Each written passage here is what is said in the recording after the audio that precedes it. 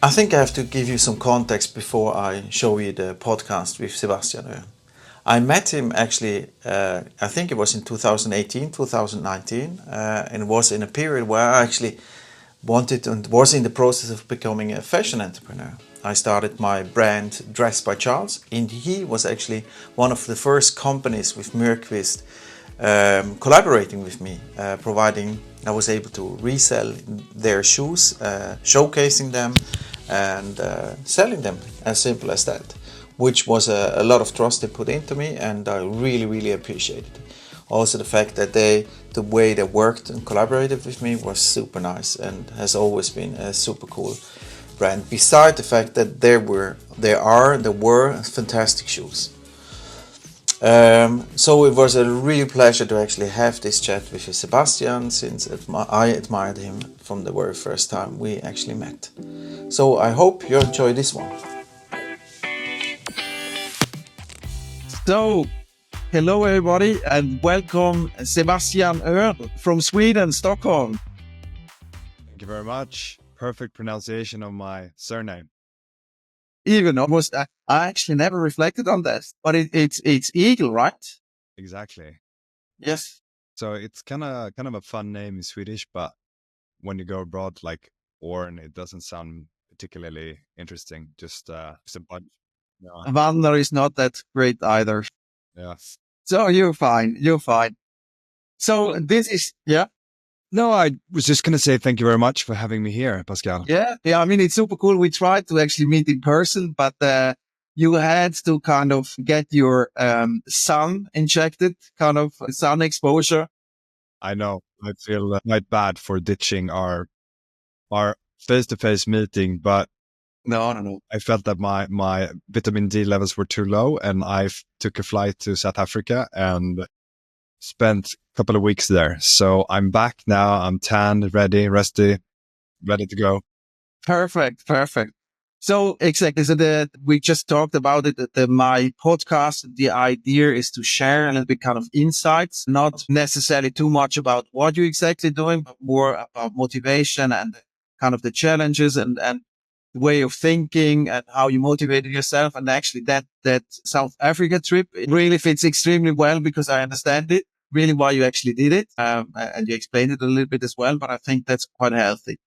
But before we jump into the whole kind of journey of everything, yes, let's introduce you as an entrepreneur a little bit with Myrqvist. And we can actually see some shoes behind you that we can anticipate that you are actually. I'm in the office. Exactly, the CEO of a fantastic shoe company. So tell us a little bit about the story of Myrqvist and how it came about. Of course. So I started Myrqvist about 8 years ago now, and currently CEO. So that means I get to do most things, and been building this company for pretty much all of my professional life. So the idea of Myrqvist came to life during my time at university, when I was thinking about what to do with my life and career after graduating. And I always knew that I was going to be an entrepreneur, but it was not necessarily obvious what that was going to be.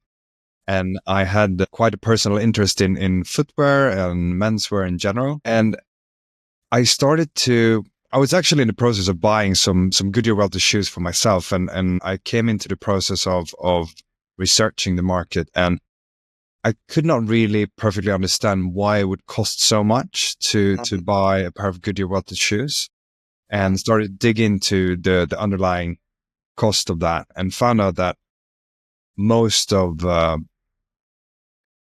what composes the consumer price is actually made up of retailer margin. So I thought maybe you could look at doing something differently here, do like a direct consumer business model. And at the time, there were a couple of brands who did it, but I think, in my personal opinion at the time, there was room in the market for another player. And I thought, and I still think you could do it better than some of the other players. So that was basically the idea, to create a really good quality piece of shoe with nice design at a very compelling price. That's cool that you actually did that as well, right? So and I think it's also pretty cool the way you actually started it, right? It was not just kind of like you kind of had a lot of money, or kind of you had a big investor from the beginning, right? It was crowdfunding how you actually started. Exactly. We did a Kickstarter campaign just around the time just before it became not a very, like, when we did it, you could still actually do like a genuine Kickstarter campaign and people would join and like want to participate in your project. But I think a few years after that, it became quite difficult, and it was difficult to crowdfund. But yes, you're correct. We did a crowdfunding campaign in 2016, and we started selling in 2017. Or end of 2016. And and one of the kind of the interesting things is that obviously fresh from university, and I think I liked that a lot, that you wanted to do something on your own and kind of becoming an entrepreneur, and you had and felt that freedom to do that actually, right? So just because my son is now 18, and I mean, if I can actually bring something to him, kind of give him some forward or help him mentally, is exactly that kind of attitude that he feels the freedom to actually do that. I think that's pretty cool. But you were not really afraid of failing, or that was not really kind of in your thoughts. Just kind of like, okay, let's have a go and let's try it out. Yes and no. I think at the time, actually, it wasn't so easy as it might appear on the outside. I was at university, and I was, before the idea of Myrqvist came into my head, I had actually started to look at corporate careers, taking job interviews at investment banks and consulting firms. And I realized I really wasn't happy doing that. So I became almost depressed and had to take some time off from university for a semester, move back to Stockholm to my parents, and try to figure out why I wasn't really feeling that well. And after some time, one of the conclusions is that like it wasn't me. I was trying to force something upon myself that was coming from like the environment I was in. So I think that gave me the courage to actually try to do something creative and entrepreneurial and start something on my own. In a way, that gave me the confidence to do it. Also, having a university degree and doing it, like, first off, it might feel scary at the time, but I think it's actually probably a lot less risk doing it initially, because when you're at that age, you probably don't have a family, you don't have that high requirements of your living situation and so on. So you probably take a lot less risk than if you were to do it from like corporate career and you worked for 10 years and then you family or something, like you have other commitments. Then I mean, I don't know what's right or what's wrong, but just reflecting on it, like you doing it when you're relatively young, in a way, is less risky. But it was scary because you're kind of weaker as a person when you're young. At least for like looking at myself back at the time, you're a lot more concerned about like what your friends think of you and how you fit into society. And obviously, like, not having a normal corporate career was like kind of scary, deviating from the normal route. So it was not completely risk-free. I felt that it was pretty scary. Okay, but okay, I wouldn't have guessed that. I thought it was kind of. But who was it? Your mother or your father who kind of put in the kind of like, or was it someone else in your surrounding who helped you kind of like, okay, let's go for it? Or was it just kind of fun, that just a break kind of make you realize that you have that? Or was it kind of someone motivating you or kind of giving you some cool, good advice to actually then say, okay, let's do it, right? Well, I think my father has always been supportive and was positive to the idea. I did a Kickstarter campaign. We gave it a try. Obviously, like, the Kickstarter campaign gave us confidence that, okay, we had a target goal of 100,000 SEK, which is like 10,000 euros. And I think we received around 70,000 euros. We felt we had something to go on, and so it was worth a try. And then gradually things just grew. Each month we sold a bit more, and then so you start out small, you try, and you build confidence from there. How was it? How did you had, I mean, when I think I met you in 2018, 2019, something around that. Probably. And you had a pretty cool team with you and around you, right? And some of the people are still with you. Were they were there from the beginning, or was it just kind of you starting and kicking it off, or did you have already? And then also when you actually did the campaign, some co-founders with you? So at the very beginning, I brought in two very junior people at the time, straight out from high school, Olle and Masar, who both of them you met. And I actually kept in touch with one of my teachers from my high school, and I asked him, okay, who are give me the top two names of who are the most suitable students, who want to try to do some work before they go into university or whatever. So they were young, they were hungry, they were super excited to get to work. And now, and they stayed around. Both of them have had for example, Masar, he's done another job and come back, and Olle has done a law degree and come back. But now they're all back in the company, and they're partners in the firm, and they're a core part of the team still. Yeah, I mean, I think it's pretty cool. I just met someone in town in Zurich now for lunch, and she's building up a banking solution and so. And she has also, we talked exactly about that, the feeling, because as you were aware, I did my kind of fashion. I started that by my own and was always alone. And I think in hindsight, this was kind of probably the biggest mistake I made. And for her, it was also quite important to have someone, to at least one co-founder, right? To be able to exchange thoughts and also keep the motivation up. And because you might actually drop at some point, but if the partners are there, they kind of then they can compensate for you and with the motivation and kind of keep it going. So when was it exactly the year you started? 2017? Kickstarter campaign in 2016, and then we started selling in December, January, later that exactly. year. And the initial concept was consumer to pursue. Yes. And you're still doing that to some degree, but you have started now to do it a little bit different as well.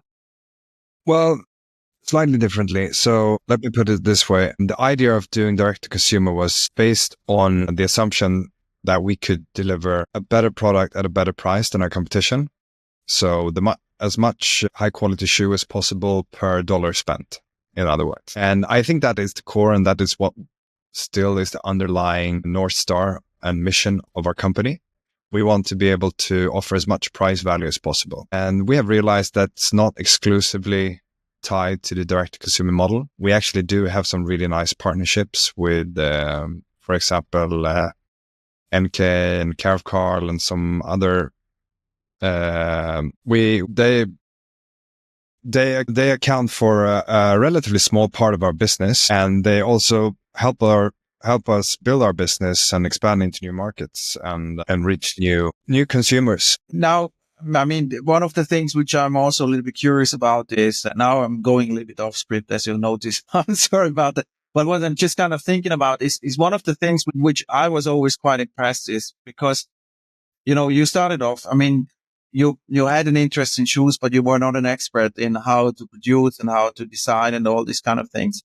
But you kind of keep pushing and you come out all the time with new ideas. And then there's kind of, for me, is a little bit, where do you get the kind of the curiosity and to keep it going and coming up with new ideas, and how does that process look like?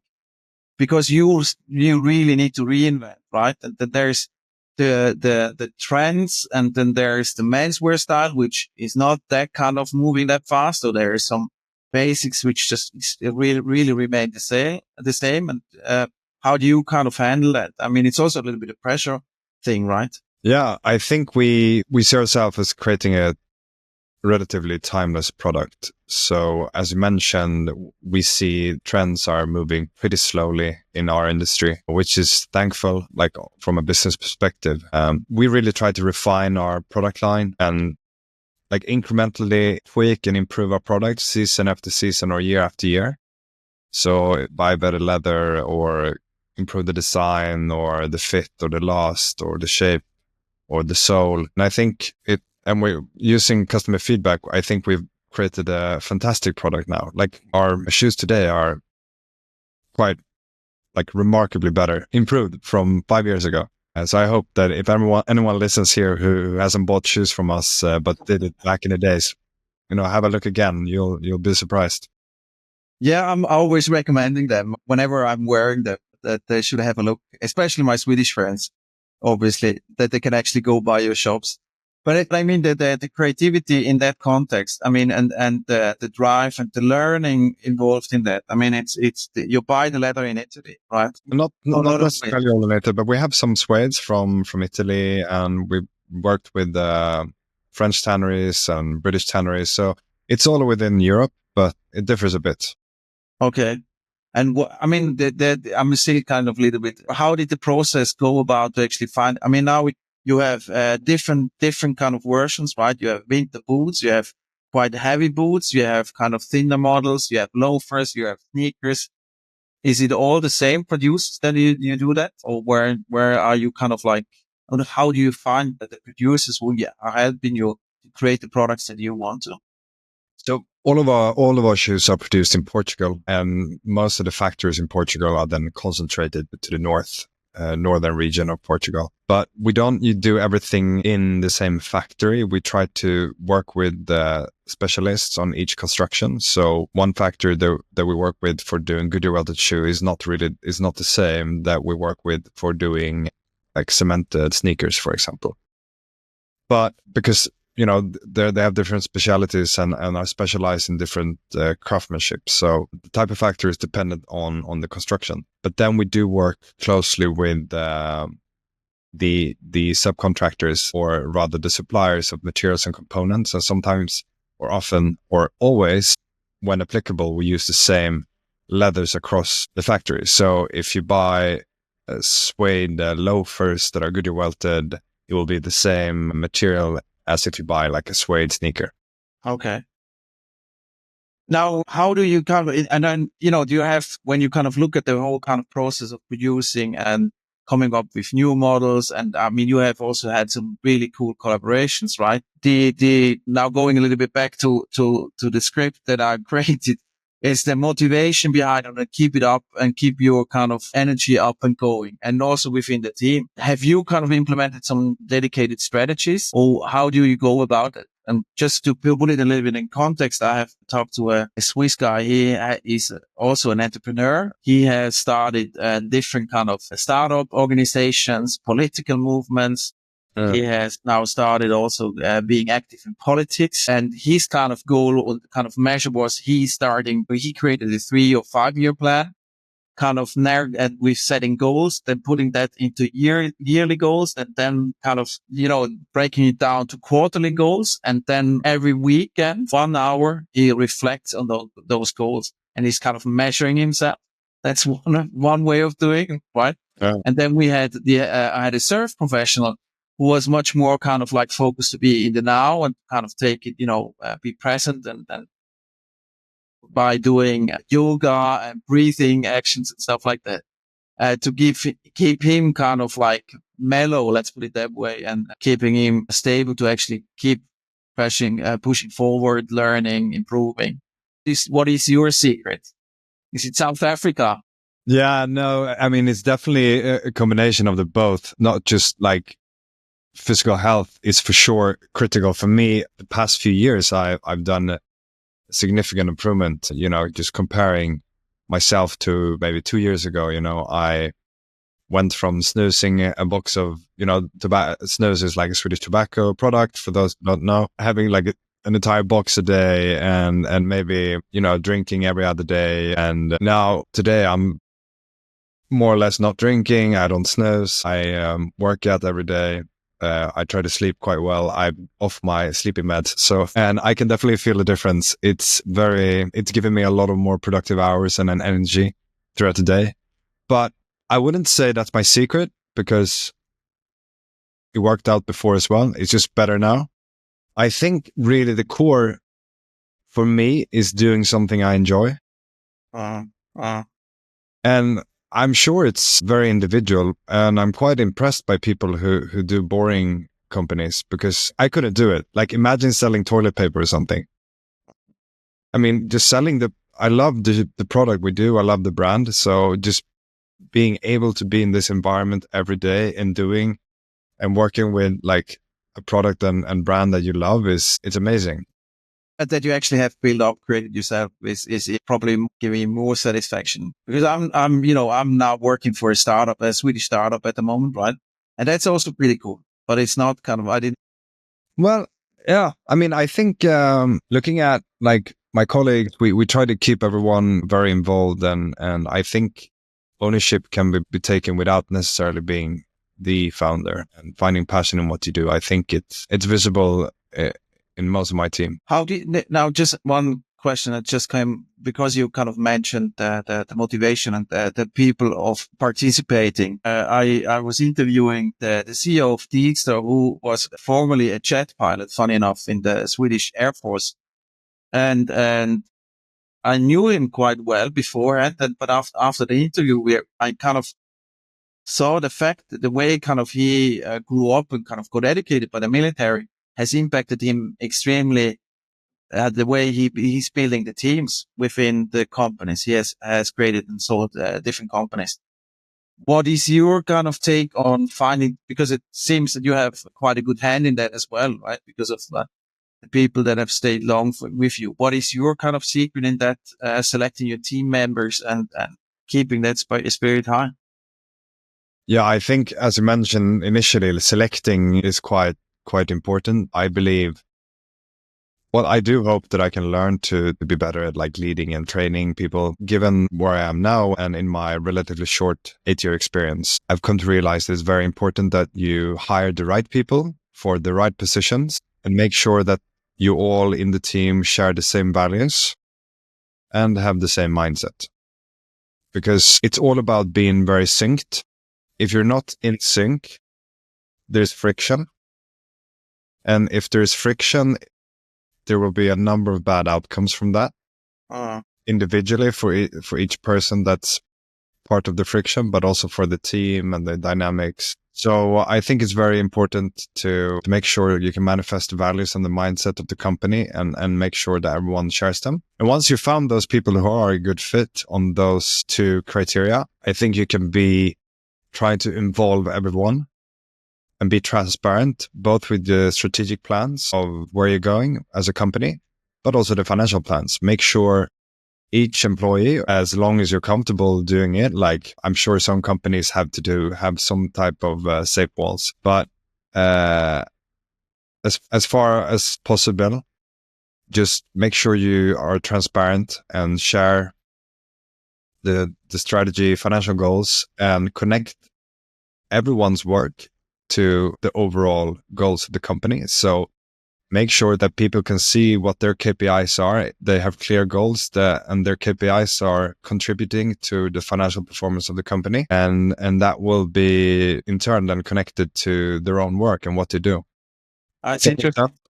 Yeah, absolutely. But I think it's because you're kind of creating a physical product, it's probably a little bit easier. The thing is the Deedster now, the company I'm working for, what he kind of is aiming for is very diverse teams, meaning in terms of education, background, and also nationality, simply put, because he wants to have, let's put it that way, some kind of almost disputes about what is the right thing to do to go forward. And basically he loves this kind of fights for the right thing because he thinks then that this is creating the best outcome, right? Which is, but obviously having exactly the values and the mindset is in the right kind of, that is aligned, right? But the starting position is that you don't know what to do, and then the team has to figure out what to do. Yeah, or it's a software company, right? And it's no wrong or right kind of topic. It's just kind of like, what is the priority? Which is the direction we should go? What should we kind of focus on? Sorry, 1 second, yeah. Pascal, we just have a interruption. Are you gonna cut edit any of the video? You're on mute now. Yeah, exactly. No, it's not a problem. It's the AutoCAD is doing that automatically afterwards. We can super easily with this Riverside software, so it's not a problem at all. It's not a problem at all. The fridge is getting refilled with beer, huh? Well, not exactly. It sounds like it, at least. No, it's just empty bottles going out, and it's cleaning time now in the office. Yeah, of course. Yes. A few more seconds. Yeah, no problem. I will be speaking now. I will be going into after that into the growth and the whole kind of thing. And that's actually quite an interesting thing because I think it's getting external financing in is also quite a challenge. I think, and I've seen now different companies having new investors in and how that actually can change the company, how it works and the whole thing. It's quite an impact, especially also because if the money is running out, and you're a startup, that it can also kind of create friction. So what? Wait, yeah, I don't know. No, Taking time. Yeah. But it's called Deedster? So yes, exactly. Yeah. Sustainability company. I'm just helping them out. I'm a freelancer for them, right? So I'm mandate based. Okay. But the CEO is a pretty cool guy. I think that's the third company he's kind of a co-founding or part of. And he has sold one to a big American corporate. So he has... Interesting. Exactly. Yeah, it's cool. And it's that the way they work is so completely different than what what I'm used to in Switzerland with the mindset, because in Switzerland it's quite often, right? The management is telling you the way, it's going top down. Yeah. Obviously you can be involved in certain areas if they do it right, that you have kind of your area or domain, and then maybe you can create some or give some input on that. But the overall strategy is given, and the companies I have experienced, especially if there was, one founder, he has kind of driven that with iron fist, and they were successful as well, right? So it's not a right or wrong kind of situation, but it's really different. And by the sound of it, you are in the same kind of direction, right? That it's quite different, the Swedish approach. No, yeah, probably. Yes. Where did we left off? Yeah. So cleaning, interruption. Sorry. No worries. Yeah. I think we kind of were in that we were talking about how, the team is set up and how you kind of involve them, that they feel kind of part of the organization. And I was a little bit reflecting how Deeds does it, where they kind of have a really diverse setup of a team, different backgrounds, different educations in order to get the best out of it. Within kind of limits, obviously, it's not completely out of order, but it's a quite a different. Anarchy. Yeah, exactly. But it's kind of they're really aiming for this, these fights almost, right? For this disagreement, and then you take time to then find agreement and the way forward, which is a little bit weird to me. It sounds very, yeah. It sounds very stressful to go in with the purpose of having a disagreement. Yeah, for me, it is actually, to be honest, right? Because I'm really used to this kind of works for a startup, fintech startup, and the CEO, he was driving vision and strategy with iron fist. And I mean, he was really down to the level of pixel correct logos, and he was picking the colors. And when we were building an office, he kind of took care of everything, including selecting the color of the carpet and the coffee machine and everything. So he was almost a little bit the maniac, right, in that context. Yeah. But the company, not very healthy. Yeah, but it's the funny thing was that the company was, at the time when I left, was about 300 people. Wow. So I mean, yeah, exactly. Right. Yeah, exactly. So I think it's sometimes a little bit difficult, right, to kind of, there's not a right or wrong way, but probably I think for the employees, it's probably more, if you can participate more, then it's more motivating, I guess. Yeah, I mean, whatever works for you. I think just I've come to the realization what works for us. I think that's working, and I think different approaches will work for different companies and different people. So one thing that I wanted to touch upon, and we haven't actually, I have almost forgotten about it, because I think one of the crucial kind of difficult years I mean, you weren't that super big when actually COVID hit, right? And how did you manage that with because it was quite a young company. It was 3 years old. Yeah. How did you, was it for you guys? And what, how did you mentally work with that? Because it was also quite difficult. There was never really an end of it in the beginning, right? No, it was brutal, to be honest. I think it's not necessarily that easy to know what was going on, but to tell you some aspects of it, I also feel like we had the worst possible setup for COVID. So we were a relatively new company doing formal shoes, like dress shoes. We didn't even really have sneakers at the time. So we did shoes that people were supposed to wear in the office or at weddings or other big social gatherings. And those were three main target areas for selling, and it practically became illegal, everyone's going to work from home and you cannot go to any parties. So why would you buy dress shoes? The global market went down 84% in 2019 in 2020 compared to 2019. 84% is a lot. Yes. What was sold at a significant discount. Like, I'm talking about the industry as a whole. And on top of that, we picked like a really, not necessarily like we picked, but we were really in an unfortunate product category. Probably it would be worse if you were like working a hotel business, I guess, but probably one of the worst. On top of that, we were a new business, so we couldn't really get any support from the government because all of the government support were kind of based on a criteria that you have to show what revenue you had a few years back and give comparable numbers. And we didn't have that. So it didn't fit for us. It was more made for big companies. So we had to fight this out by our own. And third, we had the COVID came in February 2020, right? And we had opened up our first physical store. Yeah. It was not our first physical store, but we had opened up the current flagship store in Stockholm on Jakobsbergsgatan just 4 months earlier. And physical retail wasn't very hot during COVID either. So we had really three big factors working against us, and it became a very challenging year, or years rather. How was it for you? I mean, in the end, did you have, did you sleep well during that period, or what? No. There's only a few things, and you didn't let that many people go either.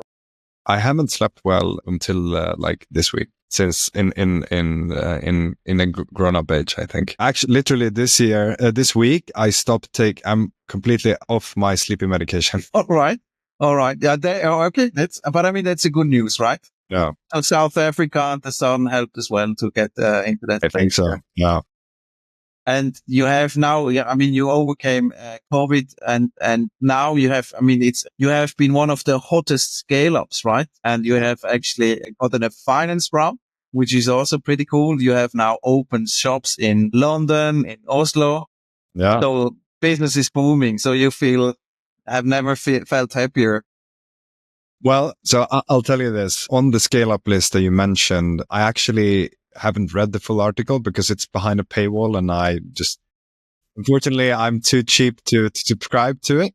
But from what I understand, it's the companies that grow the most, but have profitable growth. So that's the two criteria, like the highest profitable growth for scale-up companies in Sweden. We're one of them. And I think the word profitable makes a lot of sense when it comes to sleep, because you sleep so much better when you're profitable compared to when you're not. That's a huge difference, and it makes work a lot more fun.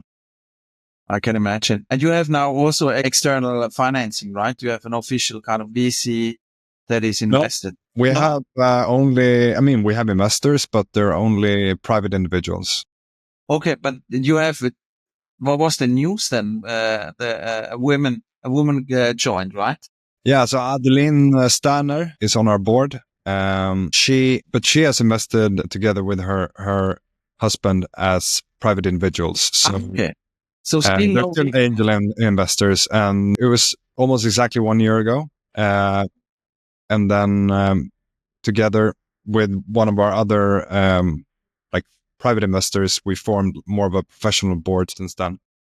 But that's quite insane. I'm sorry. I thought that was actually an official kind of VC investment. But No, I mean, she's a very high profile board member within our industry. So I think we're very lucky to have her on. And she probably is associated with the VC industry.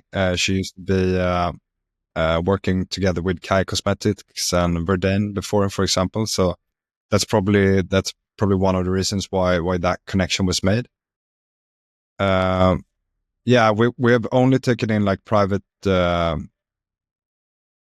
money, so to speak. That's actually okay. That's super cool, and I think it's also quite astonishing in these days because most of the companies, especially young companies, they always have this kind of vision. They want to get financing as fast as possible and then grow as aggressively as they can to actually then make an exit. But that's not really your business case at the moment, at least, or is it? No, my idea is to do this, to work with this until I cannot physically work anymore. So you really, that's cool. And the whole kind of extension now, the expansion is fully self-financed then, right? With the profits that you're actually making. Yeah, I mean, we started making profits last fiscal year, and we're doing profits this fiscal year. Not super much, but we're profitable and we're growing our profit margin. And then, as I said, we have had private investors. So we've taken in a total of less than 2 million euros in all of the 8 years. And that was probably half of it just was required to survive during the COVID years. So, but yeah, and so basically, and the other half of it we brought in about a year ago when Adeline came into the picture, and since then we've been profitable. So we're building our own cash flow now and using, those earnings also to invest in new shops and other things. So that's pretty cool, I think, because it's actually quite against the trend, no? It seems to be a lot of companies in our industry, or retail, or even our generation of retail, so to speak, seem to be struggling. Like e-commerce companies or D2C brands, and you see a lot of bankruptcies and a lot of seems to be a lot of challenges. We've had our own challenges, but for the since 2020, we've been growing about 60% year over year, and been steadily working our profitability, so increasing the profit margins. And yeah, it's gone like that last year and this year again. So yeah, it's hard to tell. We do something right, apparently. I think. I think it's product driven, right? When at the satisfaction, and probably also because you have a healthy growth, right? You're not compared. I mean, in Sweden, you have this. I mean, for example, the paddle industry, right? They grew so aggressively that it kind of created an over how do you say offering, right? That it's just suddenly too much, and you can see that quite often, right? They're also with clothing stores that are popping up insane amounts, right? And you have been kind of having that in a really kind of steady setup, which is, I think, is super smart as well. How much? Yeah, sorry. I mean, I just wanted to expand a bit on that and say that I think it really, in the end, it comes down to product. We've been constantly working tirelessly to create the best price value shoe possible. And I think a great product, regardless of what industry, creates massive organic growth and also repeat customers. That also so making a good product, improving the product, combine that with some time, and I think you'll have a growing business. We pay a serious amount of attention to detail and constantly improving our product. Mazar, my colleague who's product, head of product development, he's he's really digging into the details and looking at like every little seam and every bit and piece of the sole and what materials we use and the correct nuance. And I think it's difficult there and then maybe to make a business decision about it, but like eventually it all adds up and creates a better experience that will drive growth. I think it also shows that I think one of the things that when I started with my thing, and I loved working together with you guys, is it's almost a geeky thing, right? In a positive context, right? That this attention of detail creates actually a really fantastic product. And for me, it always was kind of superseding any kind of like, now big kind of Tommy Hilfiger or whatever, they're selling shoes as well, right? But they're not doing that with that love and attention to the details and just kind of buying white label products. And I think that is something that I wanted to convey with my shop. Obviously it didn't work. But I think that is kind of one of the things that it really shows. If you have that attention and if you have that kind of focus, that really kind of pays forward, right? That you actually get the success that you have. Yeah. So in terms of the going forward, so what are the plans and what are your plans in that context? Now it's also the last shop was Oslo.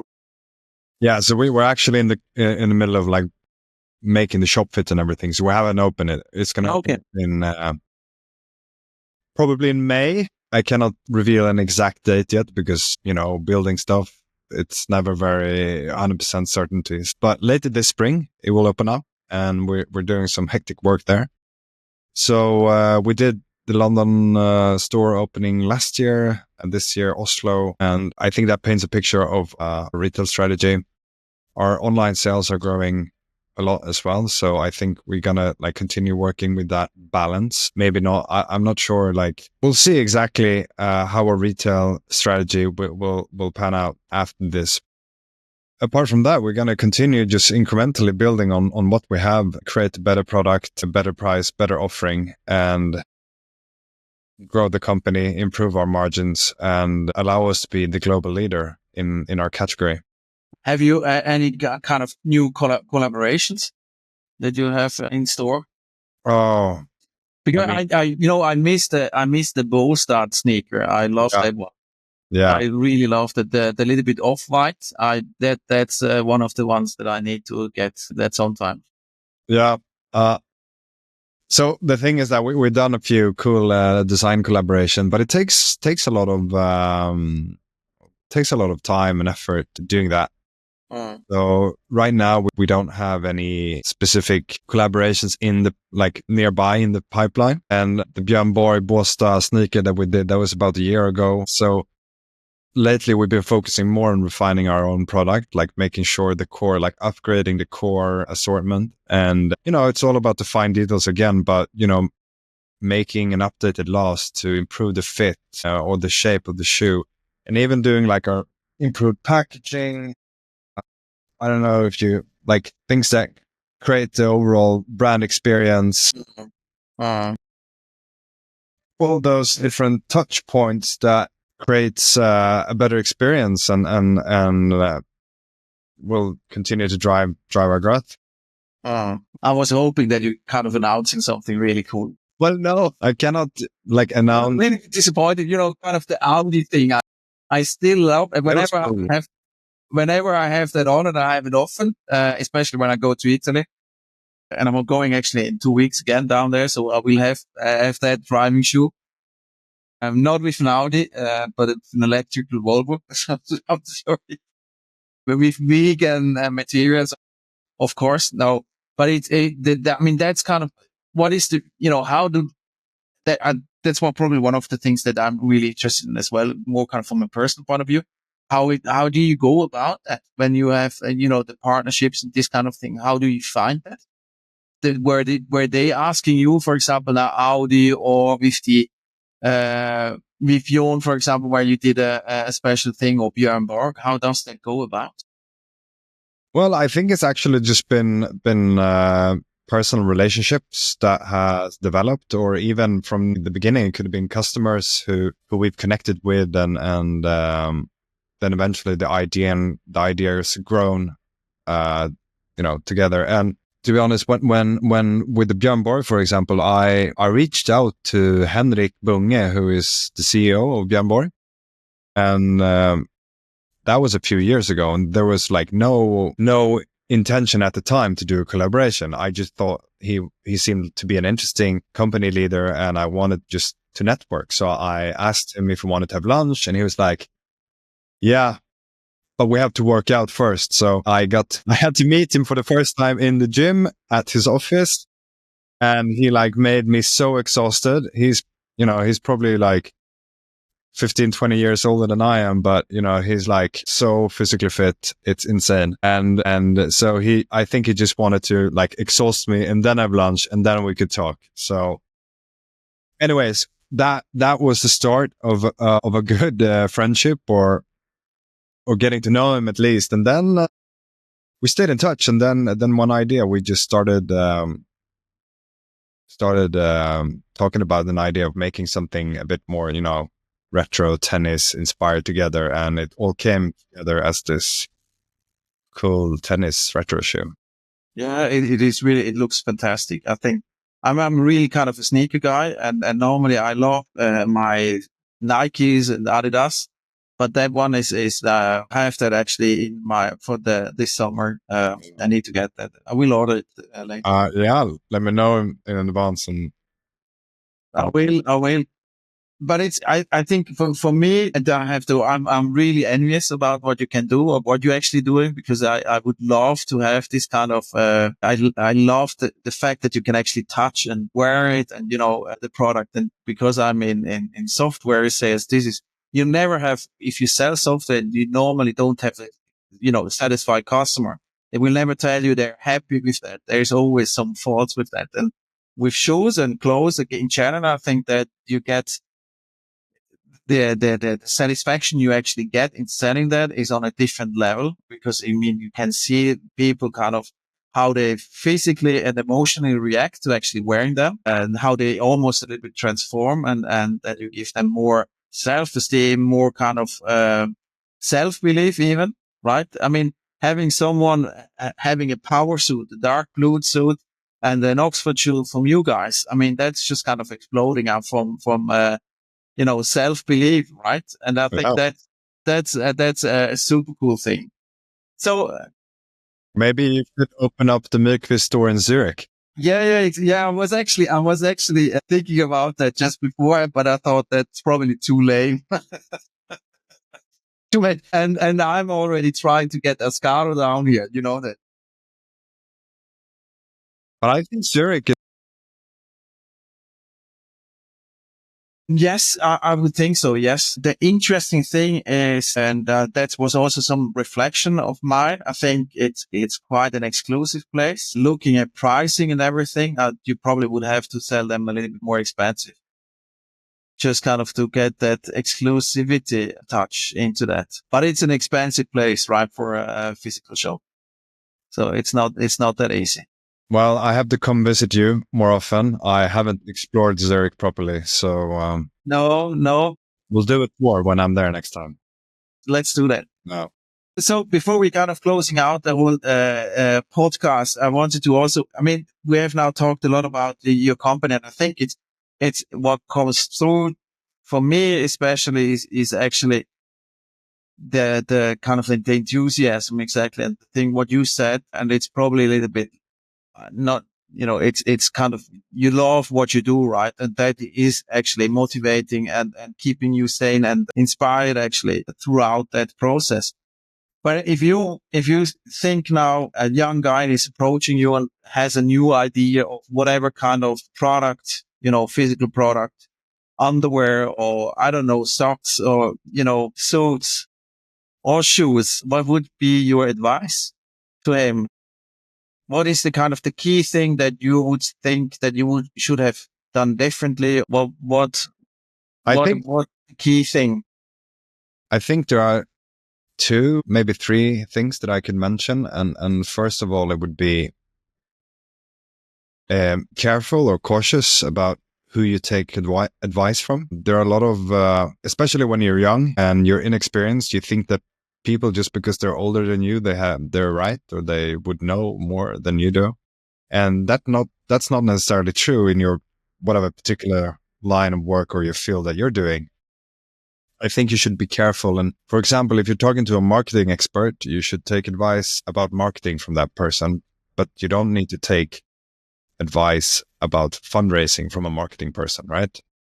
So be like a bit careful who you take advice from, because in my experience, there's been a lot of bad advice out there, and I'm happy I didn't follow all of them. Some of them I did. And secondly, that also comes in like trying to you have to have some confidence in yourself and try to get conviction in the core idea that you're doing. So yeah, secondly, I would say, and it slightly ties together, but try to really focus on the core or the fundamentals of the business. Beware of distractions. There will always be opportunities to try new things. And I think during the first few years of Myrqvist, we sometimes did a mistake of trying to hack our way into growth, so to speak, or trying to figure out the new marketing spin or marketing hack or the growth hack. But really, we should have just spent that time on making a great product and have normal marketing and just not like try to do something. We tried to do these small projects and it just ended up like not, we were hoping for like a hockey stick. Yeah. And I just wish we could have, stayed to the core and incrementally improved, like increase our margin, lower the costs here. Every month you do something a little bit better, improve the product.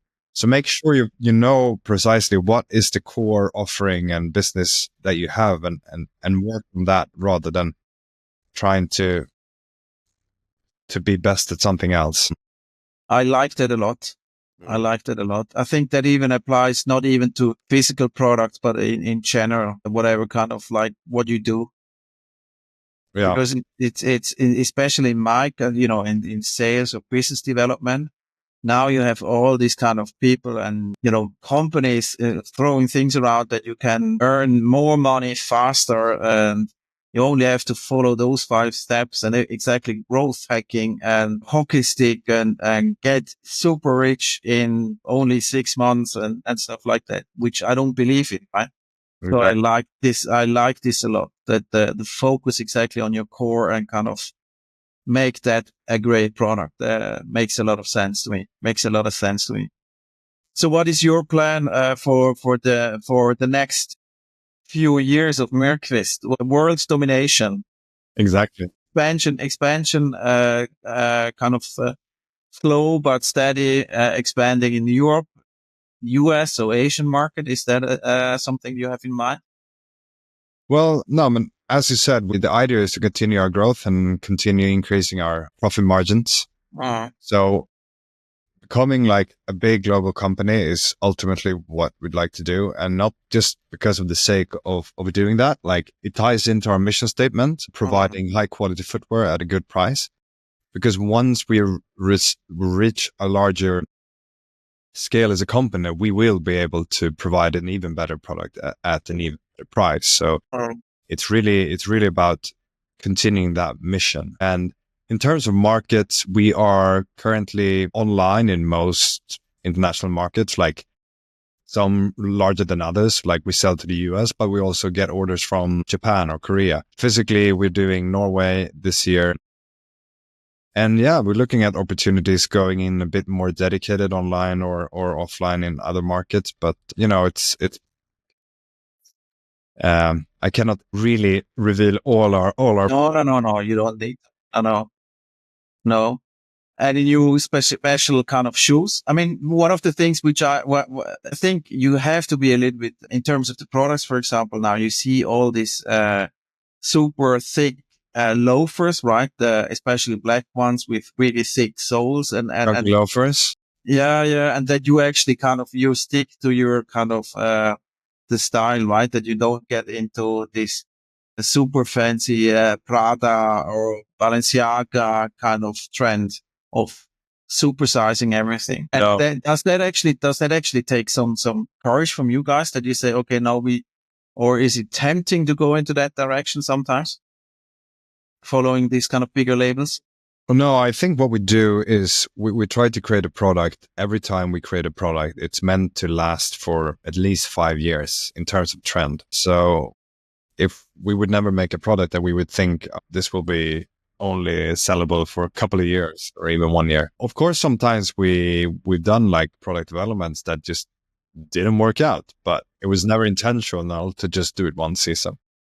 So the idea is to create new products that we can carry over across many seasons, because then it will allow us to actually purchase the right amount of product and we can have a little risk in our inventory. So we don't have to put too much product on sale or buy too little, for example. We know that we can have a steady flow of sell-through, and that will allow us to still keep like healthy profits and a good price out to customers.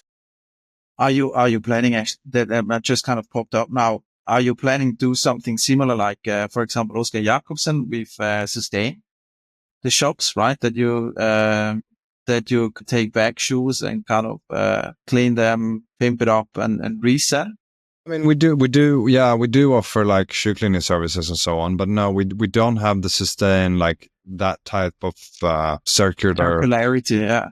No, I hope that our customers will enjoy the shoes. And yeah, I mean, maybe that's an opportunity for us. Hopefully not too many have grown tired of the shoes yet, but I guess some have. No, because it's I organized an event in Stockholm with the CEO from Oscar Jacobsen, with some other founders, obviously. But he and we were talking exactly about this new, more sustainable kind of business model, and that they should be profitable in order to actually make sense. And he was then talking about Oscar Jacobsen Sustain, and apparently that shop where they, I think they're selling out their test samples. Yeah, that's one thing. And then they have some kind of clothes that you can actually go to the store, and then you can bring, for example, your car coat or whatever kind of suit that you have. And if it kind of fits the requirements, then you get a discount or you get some money back if they actually sell it, right? So, and apparently that shop was profitable after 9 months already.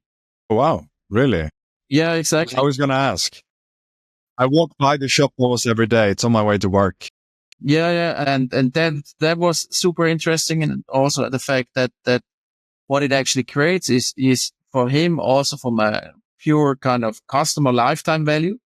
It increases that actually quite massively because it kind of creates up a much higher loyalty, which it's quite an interesting concept, right? No, definitely. And I'd love to get the opportunity at some point to hear more about it. I must say, I'm surprised. I didn't know that was such a profitable business for them. I just thought it was, a nice facade. Yeah. No, but I mean, at least that's what he said at the event and where we kind of interviewed him. But I think it's a pretty cool thing. But Sebastian, thank you very much for participating in my podcast. It was a really cool thing. And I think we weren't talking that much mental things, but much more physical and practical things. But for me, it's super clear why we were doing that, because it's just kind of what is Myrqvist and what you have been doing is all about, right? So it was super interesting and inspiring. And I think, if someone is actually planning to do something in creating a product, I think that's the right podcast to actually listen to. So thank you very much. Well, thank you, Pascal, very much for having me on. And I think it's very, very fun to see that you're doing this podcast now. And I'm really happy and honored you wanted me to be on it. Yes, of course. A successful entrepreneur who is going his own way, doing his things slightly different, which I think is pretty cool. So thank you very much. Thank you. So it's a couple of days past the actual recording with Sebastian, and I have started editing it, and I have to say I really liked the talk. I mean, I like him a lot as a person, as an entrepreneur as well, and I love his products. I have probably 5 to 10 pairs of different pairs, obviously, of shoes that he produced. And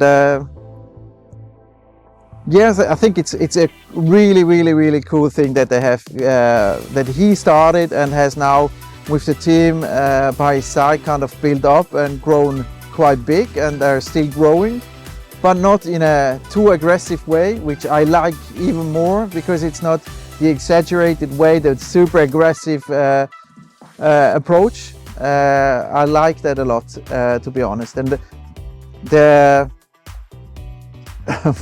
what I probably could also relate quite a bit to is the geekiness in the way they do things. And I have, after my kind of time as a fashion entrepreneur, that short period of time, which I really loved a lot, I really appreciate those specialists that kind of niche down and just kind of focus on one thing of doing that, right? Not everything, not like these big brands selling shoes, watches, bags, and then clothing in all different aspects. But actually really kind of, okay, this is the niche, this is what we're focusing on, and that is what we're perfecting. So that's a thing that I love a lot, and I'm actually looking always for brands like that, and there's a lot of them.